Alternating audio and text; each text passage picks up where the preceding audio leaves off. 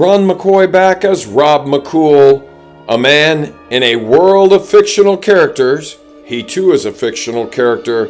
You may recall that he was on his way to his meeting with the superintendent of Freedom Public Schools.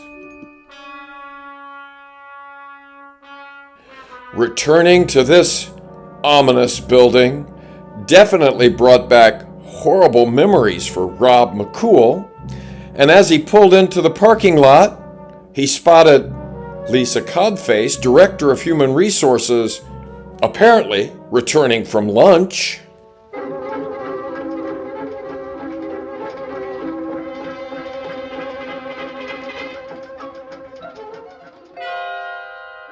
In the lobby, Rob checked in with the receptionist, who, interestingly, didn't recognize him. And of course, Rob was wary of running into anyone who would recognize him. Momentarily, Rob was instructed to head to the third floor to meet with the superintendent.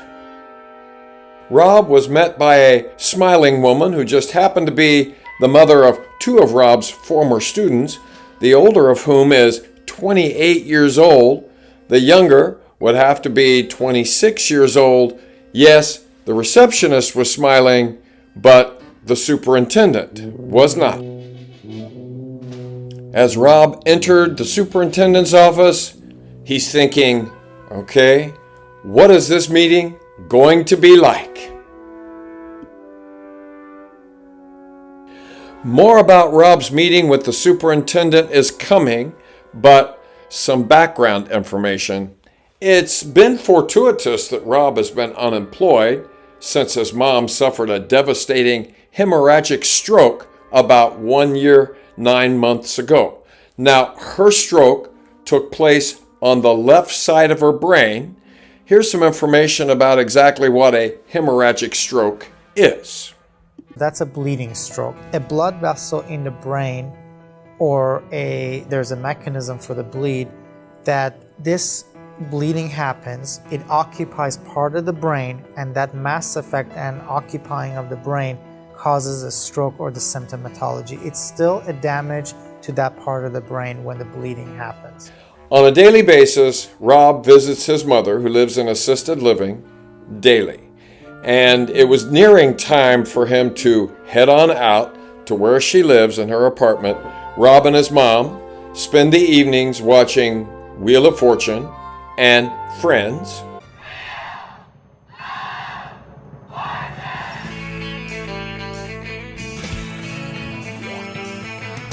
This routine has been going on for the last year and 9 months, and it all came about as a result of that horrible stroke that my mom suffered on that fateful Friday, January 13, 2023. Earlier that day, she'd been out running errands. She'd been over on North Oak, taking care of appointments, that kind of thing.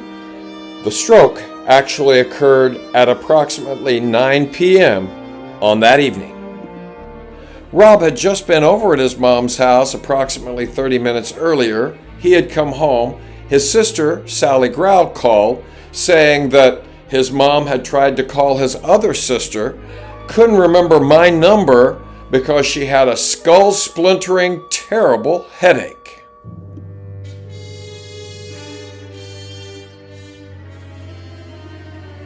Rob raced across the street where his mother lived to find out what was going on.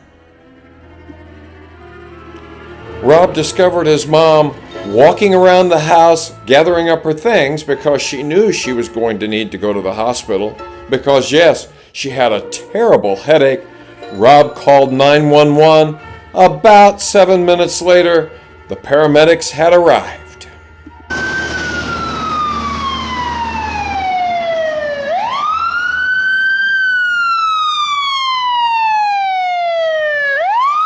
The ambulance crew of approximately 4 clambered into the house, talked to my mom about what was wrong. She expressed that she had a terrible headache. One of the medical technicians asked me if possibly it could be carbon monoxide poisoning. I said I had just been there about 30, 45 minutes earlier by that point, and I was feeling fine. My mom has a dog. The dog was fine as well. So my mom was wheeled out to the ambulance. By this point, she was talking out of her head. A lot of what she was saying was not making sense. I followed the ambulance crew out of the house, and outside, one of the MTs asked, "Is it normal for her to be disoriented like this, speaking in a way that doesn't make sense?" And I said, "Oh no, absolutely not." Rob's mom was wheeled into the ambulance. The ambulance, there was also a fire truck, and fire truck took off for the hospital. Rob followed in his truck.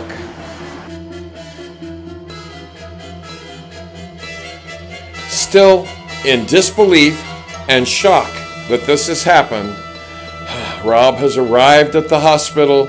He's parked in underground parking. He's walking toward the entrance to the emergency room, wondering just how bad this situation is. Rob goes to the window, checks in, and is asked to wait in the waiting area outside of the emergency room. And Rob sits and waits and wonders just how bad is this situation. And such was also the case as Rob met with the superintendent of Freedom Public Schools. Rob, thank you for coming in. I'm glad we were able to set this up after that chance meeting that we had at the Fall Festival. I really wanted to talk to you about how are you doing? How are you doing at this time in your life where you are no longer working after 39 years? Things happen for a reason. I'm doing great. There was a reason why my career ended as it did and when it did, and this gives me the opportunity to move on while I'm still young enough to move on and begin the next phase of my life. That is a great attitude to have. Also, I wanted to let you know how much your handwritten note meant to me, as well as Dr. Codface, Dr. Les, and Dr. Hilton. And it's really something to get a handwritten note through the United States Postal Service. That just doesn't happen anymore.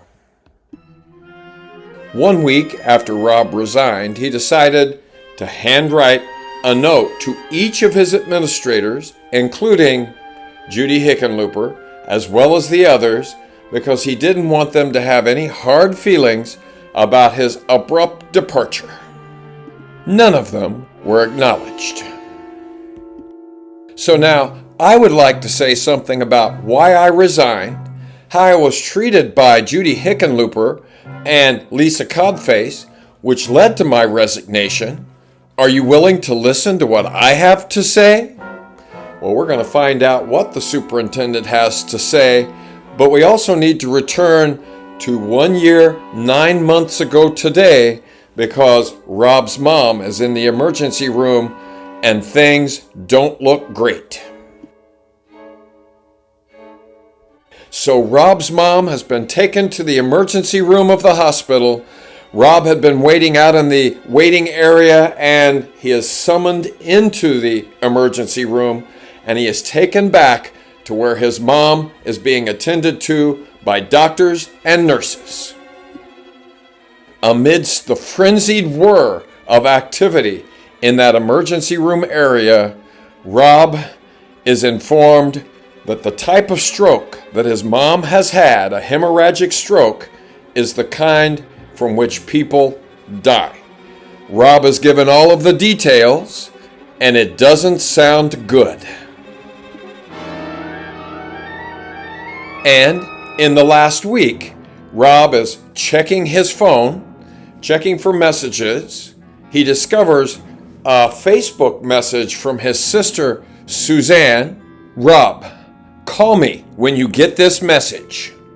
And we will find out exactly what is happening to Rob's mom in the present day and what happened to Rob's mom 1 year, 9 months ago as Rob McCool's Guide to Freedom continues. And we will also find out what Rob McCool has to say to his superintendent about what happened to him that caused him to resign, and so much more as Rob McCool's adventures continue.